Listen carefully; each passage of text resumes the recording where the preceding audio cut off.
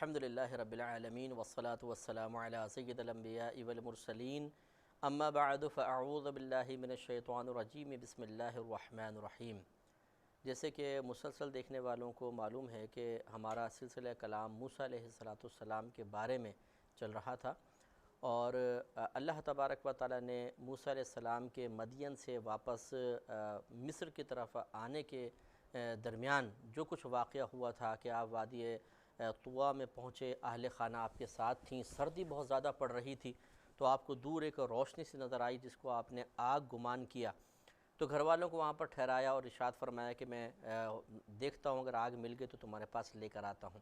تو حقیقتاً وہ آگ نہیں تھی، جیسے کہ مسلسل آپ واقعہ سماعت فرما رہے ہیں، وہ ایک درخت سے روشنی نکل رہی تھی، اور یہ اللہ تبارک و تعالیٰ کی طرف سے یہ معاملہ کیا گیا تھا۔ جب آپ وہاں تشریف لائے، درخت سے ہم کلامی کا شرف حاصل کیا،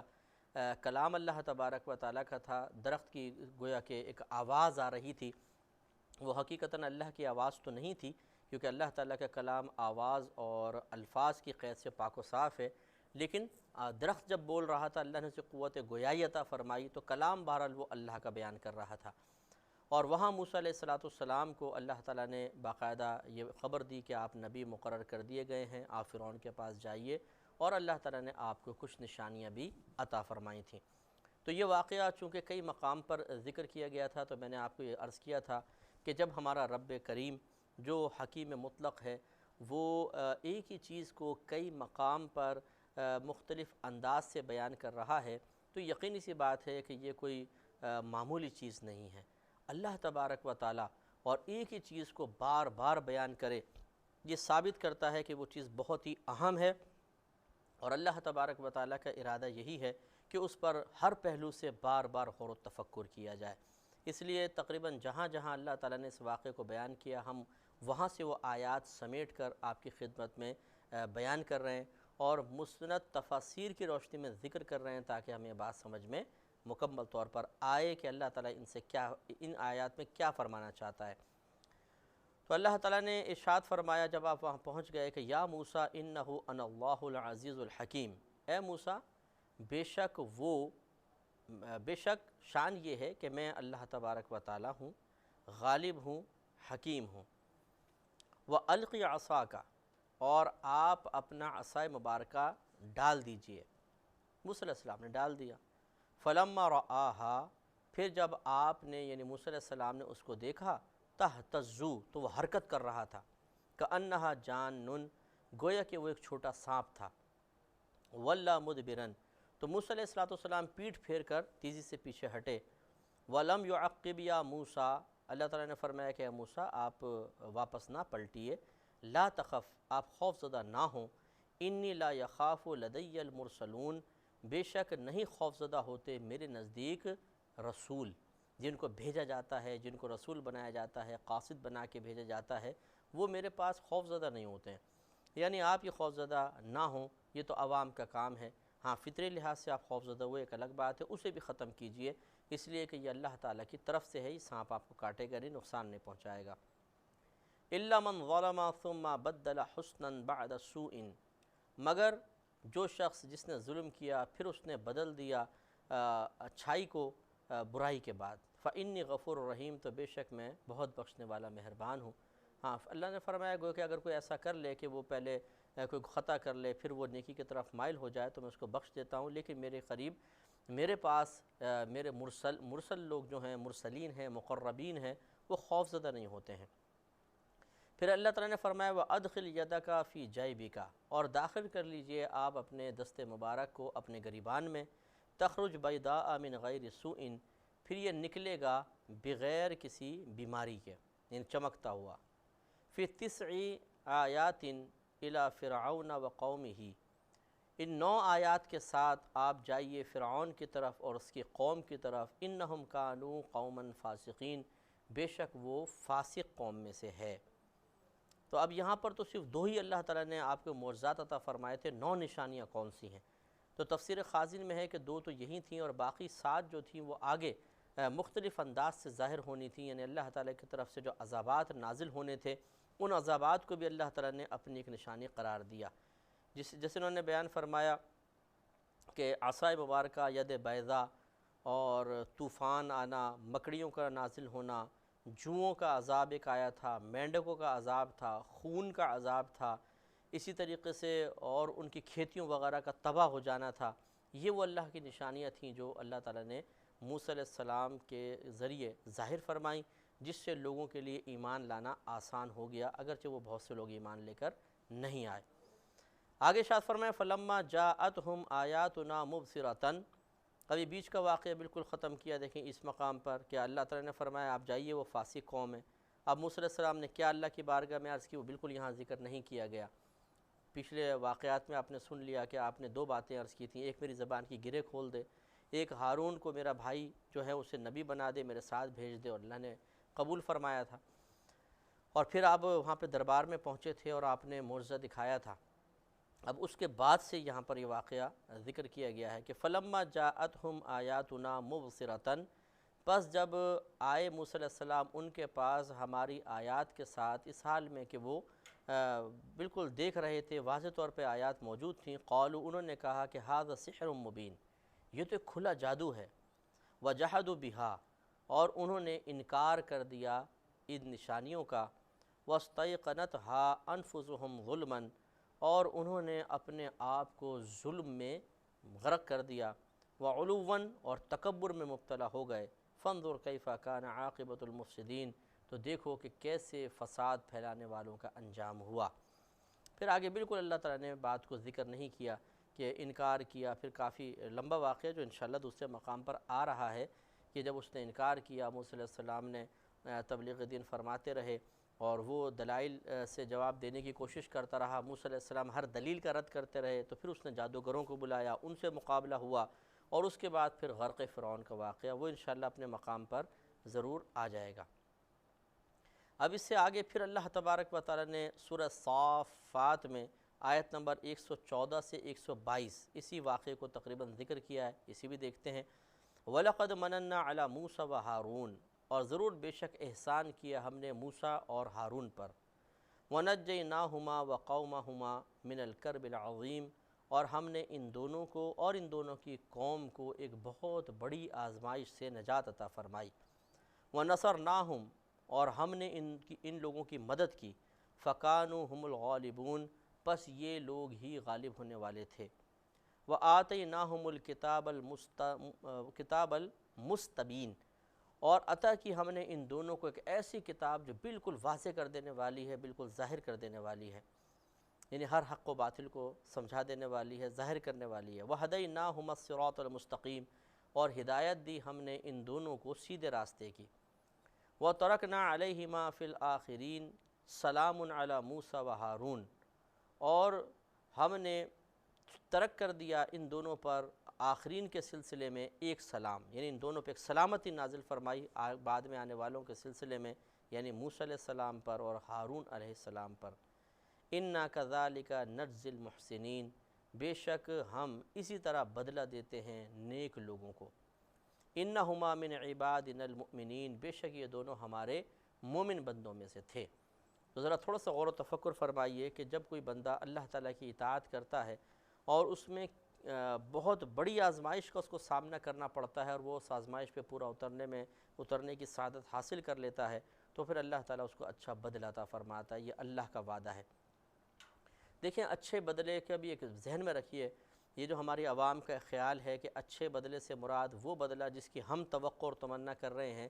یہ اچھا بدلہ مراد نہیں ہے۔ مثلا ہم اگر نمازیں پڑھتے ہیں، روزے رکھتے ہیں، زکوٰۃ دیتے ہیں، حج کر لیا ہے، غریبوں کی امداد بھی کرتے ہیں، تو ہم اس کا بدلہ یہ چاہتے ہیں کہ اب ہمیں دنیا میں عزت ملے، لوگ ہماری تعظیم کریں، کوئی ہماری طرف کسی بھی لحاظ سے انگلی نہ اٹھائے،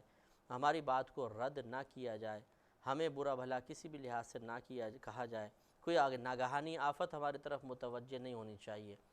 لہذا جب ان میں سے کوئی بات مفقود نظر آتی ہے تو کبھی کبھی شبہ پیدا ہو جاتا ہے، اور کبھی انسان اظہار بھی کر دیتا ہے، یار یہ کیا ہے، ہم تو ہر نیک عمل کر رہے ہیں، پھر یہ آزمائشیں کیوں آ رہی ہیں، پھر وہ لوگ پھر بھی ہمیں برا بھلا کہہ رہے ہیں، کیوں اللہ تعالیٰ ان کی زبانیں نہیں روک دیتا ہے؟ یہ بالکل غلط خیال ہے، یہ پھر تجارت نہیں رہے، یہ عبادت نہیں رہے گی، جیسے میں عرض کرتا ہوں تجارت بن جائے گی کہ اپنا نیک عمل کیا اور اس کو کیش کروا رہے ہیں کہ جی ہمیں عزت ملنی چاہیے، ناگہانی آفات اور مصیبات سے نجات ضرور ملنی چاہیے۔ ایسا نہیں ہے، غور و تفکر کریں کہ اللہ تبارک و تعالیٰ اپنے نیک بندوں پہ بہت آزمائش ڈالتا ہے اور وعدہ ہے کہ بدلہ ضرور دے گا۔ تو یہ ہم آپ کو سمجھا رہے ہیں کہ ضروری نہیں ہے کہ جو ہمارے دل میں ایک ذہن میں ایک وعدے انعام کا تصور ہے ویسا انعام ہمیں ملے گا، بدلہ اللہ تعالیٰ ضرور دے گا لیکن اپنی مرضی کے موافق۔ اور ایسا ایسا بعض اوقات بدلہ ہوتا ہے جو آپ پر مجھ پر شاید ظاہر بھی نہ ہو۔ مثال کے طور پہ کبھی تو ایسا ہوتا ہے کہ اللہ تعالیٰ ہمیں ایک بہت بڑی آفت سے بچا لیتا ہے اور اس آفت کا ہمیں خبر بھی نہیں ہوتی۔ مثلا ہم ایک راستے سے جا رہے ہیں، ایک دم دل میں خیال آئے گا یار سیدھے راستے کے بجائے تھوڑا سا ادھر سے نہ نکل جائیں، آج ہم نے موڑ لی گاڑی، اس راستے سے نکل گئے۔ اگر اس راستے پہ ہوتے تو شاید ایسا ایکسیڈنٹ ہوتا کہ پس جاتے، بالکل ختم ہو جاتے، لیکن ہمیں پتہ ہی نہیں کہ ہم اس راستے سے نکل آئے تو کسی بڑے ایکسیڈنٹ سے بچ گئے۔ تو یوں ہوتا ہے بعض اوقات۔ اچھا اسی طرح ناگہانی آفت سے اللہ تعالیٰ بچا لیتا ہے، مثلا چور ڈاکو آ گئے، ارادہ تھا ان کا آپ کے گھر میں آنے کا، آخر ٹائم میں ایک دم ذہن بدل گیا، نہیں اس میں نہیں، اس والے میں چلتے ہیں، ادھر چلے گئے مثال کے طور پہ، اللہ نے بچا لیا۔ تو اس طریقے سے اللہ تعالیٰ بہت ساری ناگہانی آفات سے انسان کو بچا لیتا ہے جس کے بارے میں اسے خبر ہی نہیں ہوتی کہ مجھے بچا لیا گیا ہے۔ تو لہٰذا وہ اسی بدلے کا انتظار کرتا رہتا ہے جو اس کے ذہن میں موجود ہوتا ہے۔ جب وہ نہیں ملتا تو بعض اوقات وہ اللہ کی ذات سے مایوس ہوتا ہے۔ تو ہماری گزارش یہ ہے کہ نیک عمل کرنے کے بعد اس کے بدلے کا تو دنیا میں خیال ہی نہ لے کر آئیں کہ بس ٹھیک ہے جو اللہ کے لیے کیا اب آخرت میں دیکھیں گے۔ اور اللہ کا وعدہ ہے دنیا میں بھی عطا فرمائے گا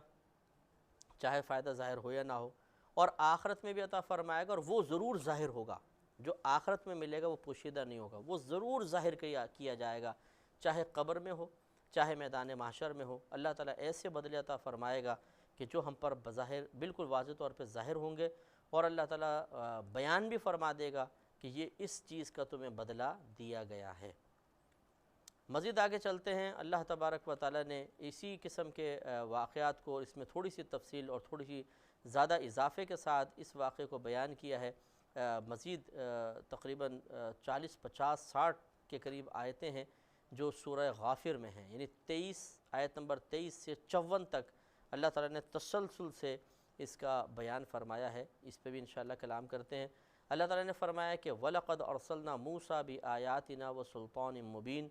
اور ضرور بے شک بھیجا ہم نے موسیٰ علیہ السلام کو اپنی نشانیوں اور واضح غلبے کے ساتھ۔ یہ سلطان سے مراد اگر دلیل لے لیں تو کھلی دلیل کے ساتھ، جیسے کہ وہ سانپ وغیرہ کی دلیل تھی۔ کہاں بھیجا؟ اِلیٰ فِرْعَوْنَ وَحَامَانَ وَقَارُونَ، فرعون، حامان اور قارون کی طرف۔ فرعون بادشاہ تھا،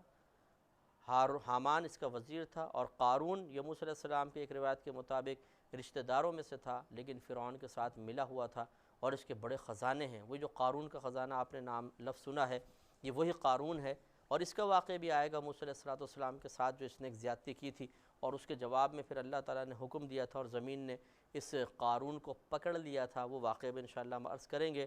تو یہ قارون بھی منافق ہو گیا تھا اور یہ مطلب کفار کے ساتھ مل گیا تھا۔ اس کے بارے میں اللہ تعالیٰ نے بیان فرمایا کہ ضرور بے شک ہم نے موسیٰ علیہ السلام کو واضح نشانیوں کے ساتھ اور واضح غلبے کے ساتھ بھیجا فرعون، حامان اور قارون کی طرف۔ فقالوا، انہوں نے کہا ساحر کذاب، معاذ اللہ ثم معاذ اللہ، انہوں نے کہا کہ یہ موسیٰ علیہ السلام جادوگر ہیں اور بہت بڑے جھوٹے ہیں، معاذ اللہ ثم معاذ اللہ۔ معلوم یہ ہوا کہ جو کفر اختیار کرتے ہیں، مقربین بارگاہ الہی کی عزت اور احترام ان کے قلب میں نہیں ہوتا ہے، تو اسی طرح وہ بدتمیزیوں پر ابھر آتے ہیں، اور یہ ان کے لیے ایک اللہ تعالیٰ کی طرف سے دنیا میں بھی سزا ہے، ایک لعنت ہے، ان کے رحمت سے دوری ہے اللہ کی طرف سے کہ وہ اللہ کے نیک بندوں کو نہیں پہچان پاتے ہیں، اور آخرت میں بھی ان کے لیے تباہی و بربادی ہے۔ فلما جاءہم بالحق من عندنا، پس جب موسیٰ علیہ السلام لائے ان کے پاس حق کو ہماری طرف سے، قالوا، تو انہوں نے کہا کہ اقتلوا ابناء الذین آمنوا معہ، کہ قتل کر دو تم ان لوگوں کے بیٹوں کو جو ایمان لائے ہیں اس کے ساتھ، جو موسیٰ پر ایمان لائے ہیں ان کے بیٹوں کو قتل کر دو،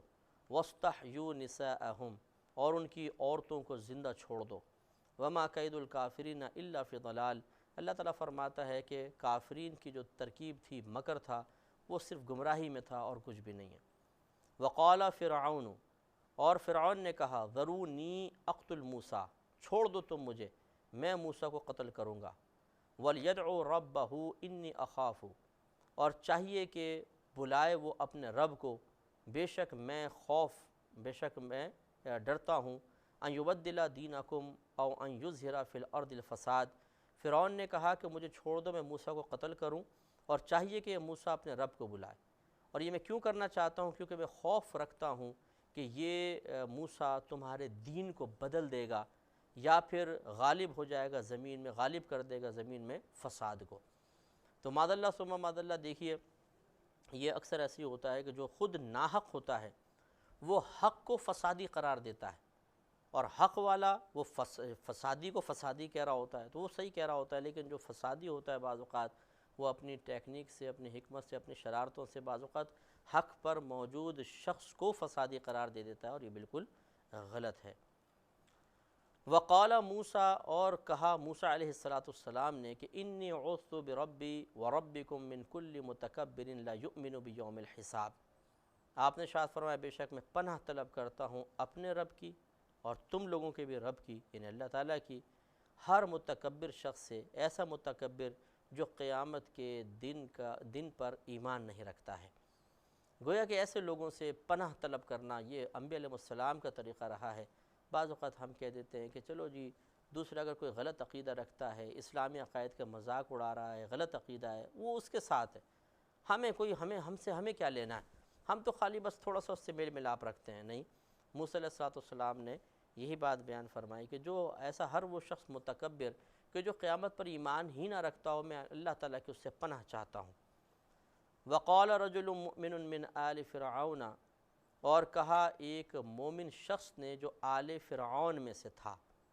یکتم ایمانہم، اس حال میں کہ وہ چھپا رہا تھا اپنے ایمان کو۔ ایک شخص تھا جو ایمان لے آیا تھا لیکن ایمان چھپا رہا تھا۔ اب جب موسیٰ علیہ السلام کے ساتھ ان کا یہ مکالمہ ہوا تو اس نے ہمت کی اور وہ سامنے آیا، اور اس نے کہا کہ تقتلون رجلا،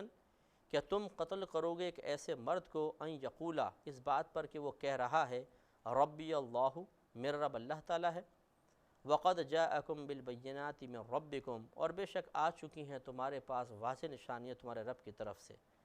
وَإِن يَكُوا كَاذِبًا فَعَلَيْهِ كَذِبُهُ وَإِن يَكُوا صَادِقًا يُصِبْكُم بَعْضُ الَّذِي يَعِدُكُمْ إِنَّ اللَّهَ لَا يَهْدِي مَنْ هُوَ مُسْرِفٌ كَذَّابٌ۔ اس شخص نے کہا کہ تم فرض کر لو کہ اگر یہ معاذ اللہ جھوٹ بولنے والے ہیں تو ان پر ان کے جھوٹ کا وبال ہوگا، اور اگر یہ سچ بولنے والے ہیں تو تمہیں پھر پہنچے گی اس میں سے وہ چیز جس کا اللہ تعالیٰ نے تم سے وعدہ فرمایا۔ اس پہ انشاءاللہ کلام مزید کریں گے، اس شخص کے جرأت مندانہ کلام پہ کلام